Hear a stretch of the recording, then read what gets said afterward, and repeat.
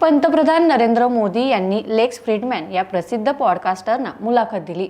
लेक्स फ्रीडमॅन यांनी मोदींना अनेक प्रश्न विचारले। फ्रीडमॅन म्हणाले, तुम्ही तुमच्या मृत्यूचा विचार करता? तुम्हाला मृत्यूची भीती वाटते का? यावर मोदी जोरात हसले। मोदी म्हणाले, मी या बदल्यात तुम्हाला एक सवाल करू शकतो का? जन्मानंतर जीवन आणि मृत्यू एकाच नाण्याच्या दोन बाजू आहेत, पण त्यात अधिक निश्चित कोणती बाजू आहे? त्यावर मोदींनी स्वतः उत्तर दिलं, मृत्यू। जो जन्माला येतो त्याचा मृत्यू होतो हे आपल्याला माहित आहे। आयुष्य तर फुलतं असं मोदी म्हणाले। मोदी पुढे म्हणाले, जी गोष्ट शाश्वत आहे की त्याची भीती का वाटावी? संपूर्ण वेळ आयुष्यावर खर्ची घाला, संपूर्ण मेंदू मृत्यूवर कशाला केंद्रित करता? तरच जीवन विकसित आणि समृद्ध होईल। कारण सर्व काही अनिश्चित आहे, त्यामुळे त्यात मेहनत केली पाहिजे, गोष्टी सुधारल्या पाहिजेत। म्हणजे मृत्यूच्या आधी तुम्ही उद्देशाने जगलं पाहिजे। त्यामुळे तुम्हाला मृत्यूची भीती सोडली पाहिजे।